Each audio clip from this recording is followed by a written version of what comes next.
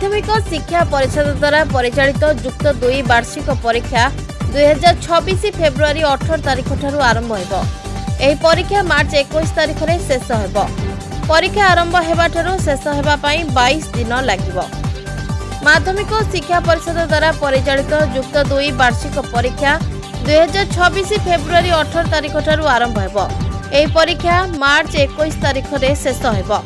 परीक्षा आरंभ हेबा ठारू शेष हेबा पई 22 दिन लागिबो। सूची अनुसार वार्षिक परीक्षा सकाळ 10 टारू अपराह्न 2टा पर्यंत जारी रहिबो। पिलामाने परीक्षा हॉल भितर को परीक्षा आरंभ हेबार आधा घंटा भितरे प्रवेश करिवे। परीक्षार 5 मिनिट आगरु पिलामानंको प्रश्न पत्र दियाजिबो। माध्यमिक शिक्षा परिषद पक्षरु आज अपराह्न रे गणमाध्यम को एही सूचना दिया जायछि। परीक्षा पई मोट 4,737 छात्र छात्री फॉर्म फिलअप करिसेंति। प्रथम थर पई वेबकास्टिंग सीसीटीवी और लाइव स्ट्रीमिंग रे परीक्षा अनुष्ठित हेबो। राज्यव्यापी 30 जिल्ला रे 1350 परीक्षा केन्द्र रे हेबो परीक्षा। आवश्यक अनुसार एथिरु अल्प किछि परिवर्तन होई पारे। आसंता 15 तारिख ठारू छात्र छात्री पई एडमिट कार्ड जारी करा जिवो। सेपरी प्रैक्टिकल परीक्षा जनवरी 2 तारिख ठारू आरंभ करा जाई 15 तारिख रे शेष हेबो बोली सूचना मिलिछि। Bureau report JMJ news. हमर परीक्षा फेब्रुआरी 18 तारिख रु आरंभ होई मार्च 21 तारिख रे सरीबो।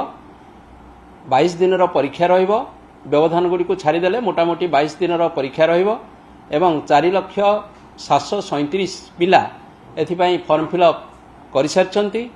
हमर कला रे 2,56,043, कॉमर्स रे बा वाणिज्य रे 24,533, विज्ञान रे 1,14,238 तथा धंदामूलक शिक्षा रे 5,923 पिला एमिति 4,737 पिला आमर फॉर्म फिलअप करिसेंती जो माने की परीक्षा देबे। एवं आपाततः आमर 1350 टी परीक्षा केन्द्र आपाततः निर्दिष्ट होईची। अल्प किछि परिवर्तन हेई पारे आवश्यकता दृष्टि।